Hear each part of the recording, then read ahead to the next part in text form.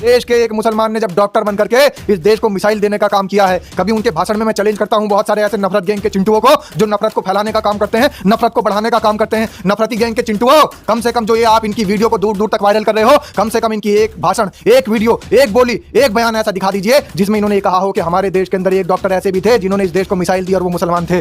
जब भी इन्होंने ये कहा हो कि एक डॉक्टर ऐसे भी थे कि जो मौलाना अबुल कलाम आजाद थे, वो मुसलमान थे, वो इस देश के पहले शिक्षा मंत्री थे। कभी इन्होंने ये कहा हो कि इस देश के अंदर डॉक्टर हसरत मोहानी थे जिन्होंने इनकलाब जिंदाबाद का नारा दिया। मेरा नाम है विपिन विभाग, मेरे साथ पत्रकार शादाब रिजवी। धन्यवाद विभाग जी। शादाब रिजवी, हेमंत बिस्व शर्मा कुछ अलग ही अंदाज में है इस टाइम। राहुल गांधी को भी कुछ भी बोल देते हैं, किसी को भी कुछ नहीं समझ रहे, जो जी में आता है वो बोल देते हैं।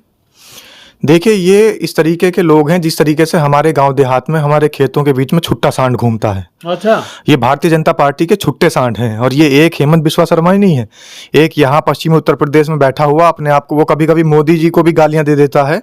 एक ऐसा बाबा क्या ढोंगी पाखंडी बैठा हुआ है और वो एक अपराधी है। अपराधी ने चोला ओढ़ रखा है संतों का। तो ऐसे संत बड़े खतरनाक हैं जो अपराधी हैं लेकिन संतों का चोला ओढ़ करके बैठे हुए हैं।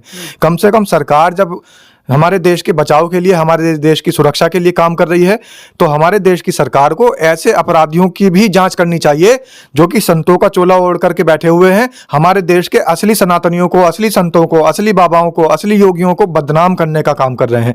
इसी तरीके से यति नरसिम्हानंद है और सरकार में बैठा हुआ एक तो वही व्यक्ति हिमंता बिस्वा शर्मा जिसकी आप बात कर रहे हैं, वो क्या कह रहा है? ये कह रहा है कि इन लोगों को पढ़ने नहीं देना चाहिए, अगर ये डॉक्टर बनेंगे तो देखिए क्या काम करेंगे। लेकिन वो ये नहीं दिखा रहा कि अगर ये डॉक्टर बनेंगे तो मिसाइल देंगे इस देश को। वो ये नहीं दिखा रहा कि अगर ये डॉक्टर बनेंगे तो इस देश को आजाद कराने का काम करेंगे, शिक्षा मंत्री बनेंगे इस देश के पहले।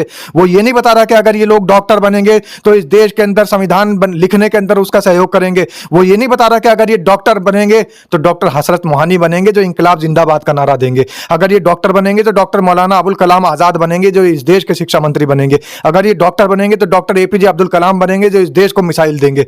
वो ये बता रहा है सिर्फ कि अगर ये पढ़ेंगे लिखेंगे डॉक्टर बनेंगे तो देखिए क्या करेंगे। और वो ये नहीं बता रहा कि ये आतंकवादी गतिविधियों में सम्मिलित और इस तरीके से जो जहर बोने का काम कर रहे हैं और जितने अपराधी सनातन का चोला ओढ़कर बैठे हैं और बेलगाम हुए बैठे हैं और अनाप शनाप बयानबाजी करते रहते हैं, इन पर कब कार्रवाई होगी? ये तो खुलेआम घूम रहे हैं। मैंने तो पहले ही कहा कि ये उस तरीके से हैं जैसे हमारे गांव देहात में हमारी फसलों को नष्ट करने के लिए छुट्टा सांड घूमता रहता है, उसी तरीके से भारतीय जनता पार्टी ने छुट्टा सांड प्लांट कर रखे हैं।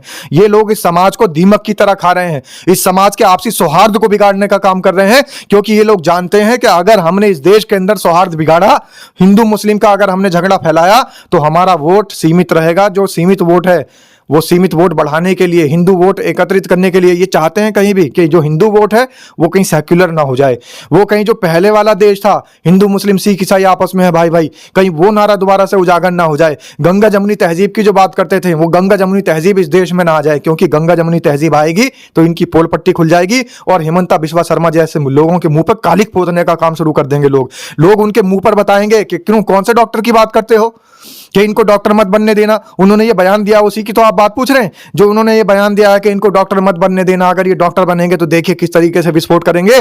लेकिन कभी उनके मुंह से आपने नहीं सुना होगा कि इस देश के एक मुसलमान ने जब डॉक्टर बन करके इस देश को मिसाइल देने का काम किया है। कभी उनके भाषण में मैं चैलेंज करता हूं बहुत सारे ऐसे नफरत गैंग के चिंटुओं को जो नफरत को फैलाने का काम करते हैं, नफरत को बढ़ाने का काम करते हैं। नफरती गैंग के चिंटुओं, कम से कम जो ये आप इनकी वीडियो को दूर दूर तक वायरल कर रहे हो, कम से कम इनकी एक भाषण, एक वीडियो, एक बोली, एक बयान ऐसा दिखा दीजिए जिसमें इन्होंने ये कहा हो कि हमारे देश के अंदर एक डॉक्टर ऐसे भी थे जिन्होंने इस देश को मिसाइल दी और वो मुसलमान थे।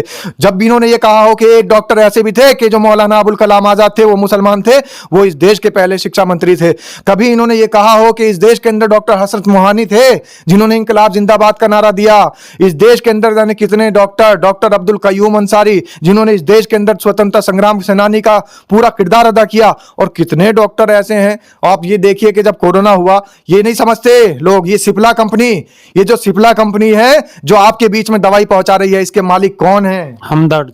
हमदर्द कंपनी के मालिक कौन है? हिमालय कंपनी के मालिक वो भी डॉक्टर फारूक हैं। हिमालय के बीच में जो आपको इस देश के अंदर पूरी लोगों की इम्यूनिटी बूस्ट करने के लिए, लोगों को ताकत देने के लिए, लोगों का स्वास्थ्य अच्छा रखने के लिए ये जो डॉक्टर फारूक की हिमालय कंपनी आपके बीच में घूम रही है, वो भी तो डॉक्टर फारूक है। उनका भी तो नाम लीजिए। कभी कभी हमदर्द वालों का भी नाम लीजिए, कभी कभी आप जो है शमा लेबोरेटरी वालों का भी नाम लीजिए, कभी कभी आप जो हमारे बीच में सिप्ला कंपनी हमें दवाइयां दे रही है, जिसने कोरोना में सबसे बड़ा काम किया, ये जो सिप्जर वाली एक वो आई थी वैक्सीन, वो भी बनाने का काम किया। इस देश के अंदर ये जो पैरासीटामोल लाने का किसने काम किया? कम से कम उस पर भी तो ध्यान दीजिए। वो भी तो डॉक्टर थे। लेकिन ये सारे डॉक्टर नजर नहीं आएंगे। इस देश के अंदर जो YouTube चैनल लोग देख रहे हैं, इस YouTube का जो एल्गोरिदम बनाने का काम किया डॉक्टर अल ख्वारिज़मी, डॉक्टर अल ख्वारिज़मी के नाम पे एल्गोरिदम नाम रखा गया, उस डॉक्टर के बारे में भी तो बता दीजिए। इस देश को पता तो चलना चाहिए कि इस देश के मुसलमान डॉक्टरों ने इस देश को क्या दिया है। आप सिर्फ 2-4 डॉक्टर जो इन गतिविधियों में शामिल हैं या नहीं, अभी ये जांच का विषय है। ये सरकार क्यों नहीं साफ कर रही है कि यह आतंकी हमला है? इस सरकार ने अभी तक क्यों नहीं घोषित किया कि यह आतंकी हमला है? सरकार तो खुद आतंकी हमला नहीं बता रही है। सरकार तो खुद बच रही है इसको आतंकी हमला बताने से, क्योंकि अगर आतंकी हमला बताएंगे तो हमारे देश के गृह मंत्री फिर क्या कर रहे थे? अगर आतंकी हमला बताएंगे तो हमारे देश के गृह मंत्री और प्रधानमंत्री क्या कर रहे थे? फिर हमारे देश की जो सेनाएं हैं उन पर इल्जाम लगाते हैं बार बार कि वो अपना काम नहीं कर रही है। हम जब नेता उनको पुश करते हैं तब काम करते हैं। तो नेताओं, कम से कम ये भी तो बता दीजिए, ये जो सत्ताधारी नेता हैं वो कम से कम ये भी तो बता दें कि हमारे देश की एजेंसियां क्या कर रही थी, हमारे देश का खुफिया तंत्र क्या कर रहा था जो गृह मंत्रालय के अधीन आता है। इसका मतलब साफ है, या तो गृह मंत्रालय बिल्कुल खुले हुए छोड़े हुए है इस देश को कि कोई भी आम आदमी कहीं भी मर जाए। जब एक रिक्शा वाला सुरक्षित नहीं है, वो रिक्शा वाला मोहसिन नाम का व्यक्ति मेरठ का, वो नौजवान अपने घर नहीं लौट पाया, इस धमाके की भेंट चढ़ गया, और इस धमाके की जद में कितने मुसलमान आए हैं, वो सारे के सारे अपने घर वापस नहीं जा पाए। उनके परिजन उनको अस्पतालों में लेने के लिए गए हैं और पुलिस प्रशासन उनको अपने परिजनों से मिलने नहीं दे रही थी। वो जुम्मन, बात करते हो ना अब्दुल और जुम्मन की, तो जुम्मन शहीद हुआ है इस हमले में। ये जो आतंकी हमला हुआ है, मैं ये नहीं कहता कि किसने आतंकी हमला किया है, लेकिन उस जुम्मन के परिवार के हालात भी तो दिखा दीजिए हिमंता बिस्वा शर्मा। और सुन छुट्टा सांड यति नरसिम्हानंद, कम से कम उस जुम्मन के बारे में भी तो एक लफ्ज बोल दे कि हाँ भाई, उस जुम्मन के परिवार वाले, उस जुम्मन के परिजन कितना आंसुओं से रो रहे हैं, कितना विलाप कर रहे हैं इस हमले के अंदर। इस हमले की जद में कितने मुसलमान आए हैं। वो मोहम्मद दाऊद भी इस हमले की जद में आया है, वो मोहम्मद फारूक भी इस हमले की जद में आया है, और वो सलमान भी इस हमले की जद में आया है। सलमान नाम की जो गाड़ी वाला है उसकी तो बात कर रहे हैं कि सलमान के नाम से गाड़ी थी, वो देवेंद्र के नाम से गाड़ी निकली। देवेंद्र ने फिर किसी और को हरियाणा अंबाला में गाड़ी बेच दी। वो जगह जगह गाड़ी बिक रही थी, लेकिन प्रशासन की कितनी बड़ी चूक थी कि गाड़ी किसी और की और चला कोई और रहा है। हमारे देश की पुलिस, हमारे देश के सुरक्षा कर्मी अगर इसी तरीके से रिश्वत ले लेकर इनको बाहर आगे जाने देते रहेंगे तो फिर दोष किसका है?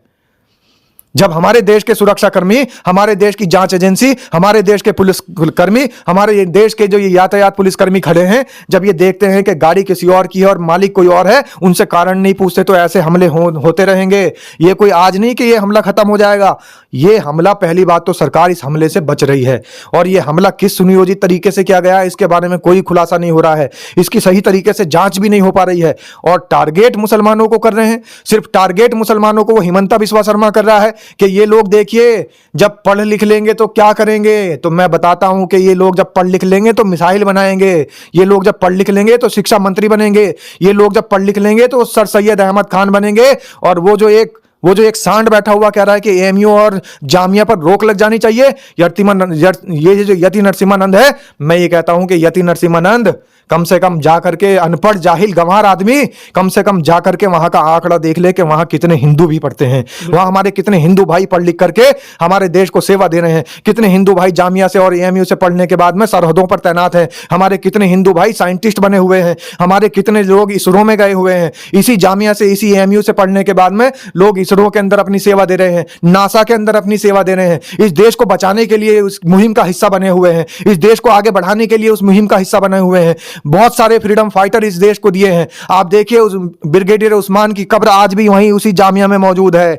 अगर ये तो वो लोग हैं कि मरते भी हैं तो जामिया चुनते हैं और जिंदा रहते हैं तो देश की मिट्टी के लिए, देश के नौजवानों के लिए, देश के बुजुर्गों के लिए, देश की माओ के लिए, देश के पिताओं के लिए अपने जान की, अपने अपने प्राण की आहुति दे देते हैं, बलिदान दे देते हैं। तो यति नरसिम्हानंद जैसे और ये जो हिमंता बिस्वा शर्मा जैसे हैं, मेरा तो इनसे ये कहना है कि कम से कम इतिहास पढ़िए, कम से कम पढ़ी लिखी बातें करिए। इस जहालत से, इस गंवारपने से देश नहीं चलेगा, जो तुम ये जहालत और गंवारपना इस देश के अंदर बिखेर रहे हो। ये देश आपसी सौहार्द से चलता आया है, ये देश अमनो अमान से चलता आया है, ये देश कौमी यकजहती से चलता आया है और चलता रहेगा। इस तरीके की नफरत फैलाने वाले चिंटुओं को मुंह तोड़ जवाब मिलता रहेगा। नफरतियों को मुंह तोड़ जवाब मिलता रहेगा। सादाब रिजवी ने बिल्कुल मुंह तोड़ जवाब दिया है। सादाब रिजवी की बातों से आप कितना इत्तेफाक रखते हैं, कमेंट के माध्यम से अपनी राय रखिए। अभी के लिए सिर्फ इतना ही। धन्यवाद विभाग जी।